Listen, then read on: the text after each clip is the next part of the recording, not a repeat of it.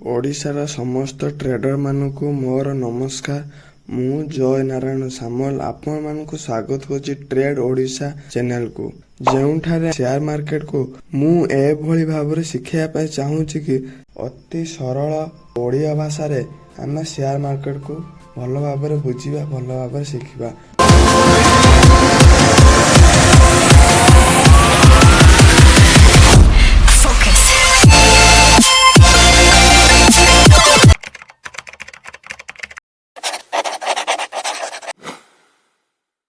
ମୋର ପ୍ରଥମ ମୋଟିଭ ହେଉଛି ସେୟାର ମାର୍କେଟକୁ ମୂଳରୁ ଷ୍ଟ୍ରଙ୍ଗ କରିବା, ନା କି ଟ୍ରେଣ୍ଡ ଅନୁଯାୟୀ ଭିଡ଼ିଓ ବନେଇବା। ଆଉ ଭଲ ଭାବରେ ଶିଖି ଇନଭେଷ୍ଟ କରନ୍ତୁ। ଯଦି ଅଳ୍ପ ବହୁତ ଶିଖି ପଇସା ଇନଭେଷ୍ଟ କରୁଛନ୍ତି, ତାହେଲେ ଏହି ପ୍ଲାଟଫର୍ମ ଆପଣଙ୍କ ପାଇଁ ଜୁଆରେ ପରିଣତ ହେବ। ଆଉ ଆପଣ ଡିସାଇଡ୍ କରନ୍ତୁ, ଆପଣ ଜୁଆ ଖେଳିବା ପାଇଁ ଚାହୁଁଛନ୍ତି କି ବିଜନେସ୍ କରିବା ପାଇଁ ଚାହୁଁଛନ୍ତି।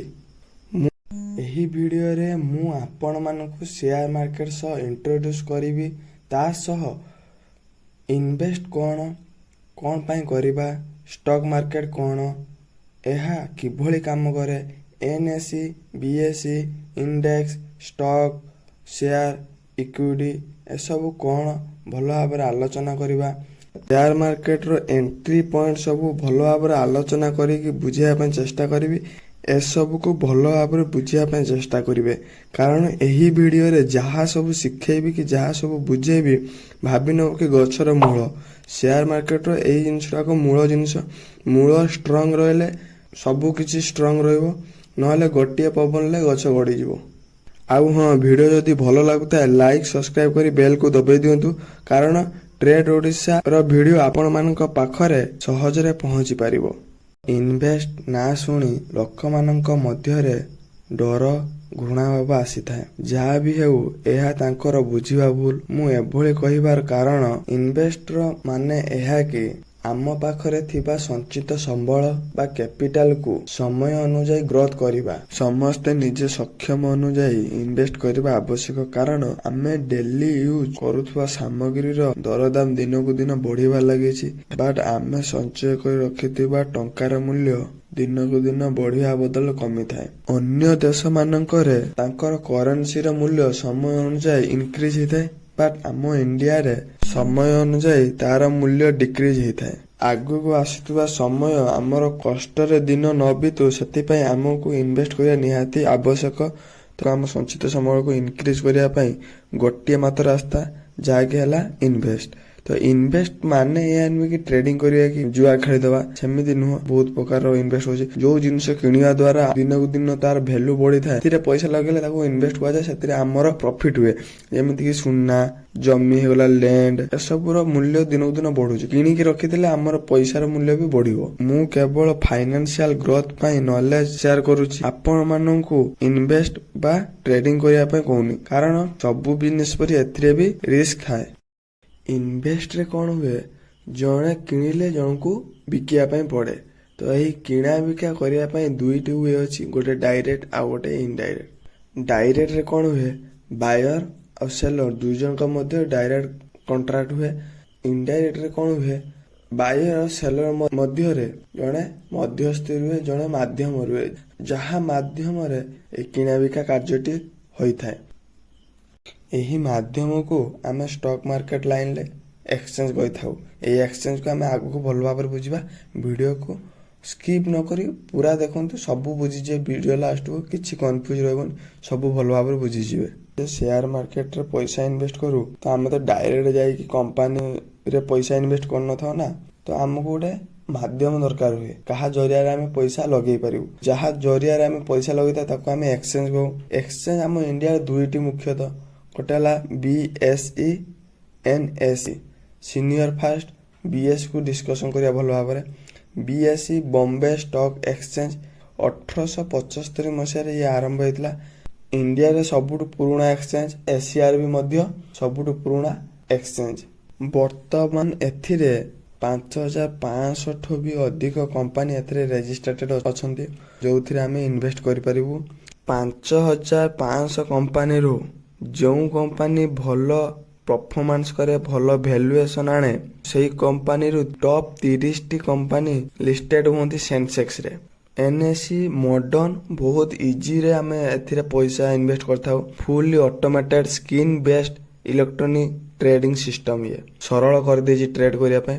तो एथिरे अधिक ट्रेडिंग करा जाए। एथिरे 1700 रु अधिक कंपनी एथिरे रजिस्टर्ड अछंती। सेतुरु टॉप कंपनी को एनालिसिस करा जाए जो कंपनी भलो वैल्यूएशन आने भलो परफॉर्मेंस करथांती टॉप 50 रे हमने लिस्टेड पांती जाको आमे निफ्टी 50 कहि थाउ। निफ्टी 50 कोन सेंसेक्स कोन आमे आगु भलो भाबरे बुझिबा टेंशन नियंतु नै। एथिरे कंपनी सब किपरि रजिस्टर्ड होंते एक्सचेंज रे कंपनी सब किपरि रजिस्टर्ड होंते जोउथरे कि आमे पैसा इन्वेस्ट करि परिबु। तो मु गोटे उदाहरण साहाय्य भल भाव बुझापी चेष्टा करছি भल भाव बुझा जाना दरकार टिके। मनकर मो सांग श्रीपति गोटे कंपनी स्टार्ट करे तो सी छोटरू ही स्टार्ट करे तो ताको प्रोपराइटर रजिस्टर्ड करने पड़ो।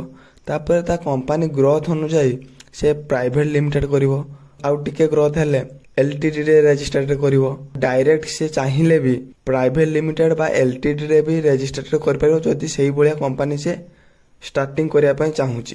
श्रीपति रो कंपनी को ग्रोथ करिया पई मनी रो जदि आवश्यक पड़े तो से कोन करिवो बैंक ठू लोन नबो कि ता सांग ठू कि कहा पाखरु से मागिवो। जदि कोनोसी कारण रो फंडिंग हेई पारु नाही तो ता पाखरे आउ गोटे रास्ता थाए कंपनी रो किछि शेयर को बिकी से टंका आनी से ता कंपनी को ग्रोथ करथाय।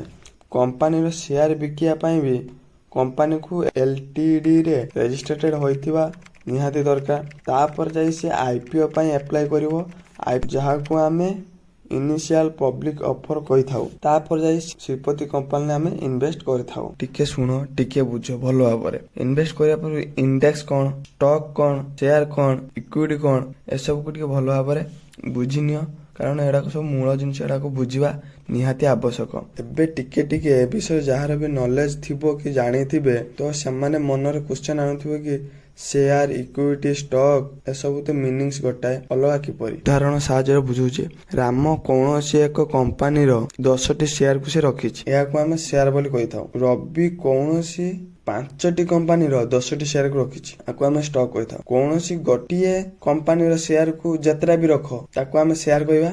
यदि अलगा अलगा कंपनी रो शेयर को तुम पाख रखिबो ताको हम स्टॉक कहि थाउ। इक्विटी कोन इक्विटी होची कंपनी रो जतिको भी शेयर परसेंट अछि ताको परसेंट ताको हमें इक्विटी कहि थाउ। उदाहरण साहाय्य गोटे बुझौची मने करो राम गोटे कंपनी रे 2% इक्विटी अछि से कंपनी रो वैल्यूएशन होची 10 कोटी टंका। तो 10 कोटीटा 100% वैल्यूएशन 100% वैल्यूएशन लु राम रखिछि 2% तो 2% हेले 20 लाख टंका से इन्वेस्ट करछि से कंपनी रे। तो 20 लाख टंका रे शेयर ताको मिलिथिबो शेयर रो से परसेंटेज ताको हमें इक्विटी को। ऑप्शन इंडेक्स कौन इंडेक्स होची गोटे कंपनी मानकर ग्रुप जो अलग अलग कंपनी हेतरे लिस्टेड थांती अलग अलग सेक्टर रे अलग अलग कंपनी सब लिस्टेड थांती ताको हमें इंडेक्स को। जेमिति कि बैंक निफ्टी सेतरे केवल अलग अलग बैंक सब लिस्टेड अछंती। निफ्टी 50 सेतरे 50टी कंपनी हेतरे लिस्टेड अछंती। सेंसेक्स सेते 30टी कंपनी लिस्टेड अछंती। मिड कैप एडा सब गोटे इंडेक्स जोथे गुच्छधारिया कंपनी हेतरे लिस्टेड अछंती। कोनोसी नंबर रे कंपनी सब इंडेक्स रो अलग अलग नंबर थाए कंपनी। हम मन कर निफ्टी 50 ट्रेड नेलु तो जत्तिको टंका रे हम ट्रेड नेथिउ ना निफ्टी 50 रो 50टी कंपनी ऊपर से इन्वेस्ट हेइ थाए। तो 50टी कंपनी ग्रोथ अनुसार हमर प्रॉफिट हुए कि लॉस रे अधिक ट्रेडिंग हुए अधिक इन्वेस्ट हुए। तो यह को जानिया पई हमको डेरिवेटिव कांसेप्ट को भलो भाबरे क्लियर करिया पई पड़िबो कारण एथिरे ही ऑप्शन फ्यूचर सब किछि ट्रेड आसे। एही वीडियो को भलो भाबरे देखि भलो भाबरे शिखिया पई चेष्टा करिवे। मु 1 बाय 1 वीडियो छाड़िबे video. Thank you for watching this video. यदि वीडियो टिके भलो लागथियो किछि शिखिया पई मिलिथिबो ताने वीडियो को लाइक करी सब्सक्राइब करी बेल आइकन को दबी दियंतु कारण मोर नुवा वीडियो आपन पाखरे सहज रे पहुंची परिबो। धन्यवाद।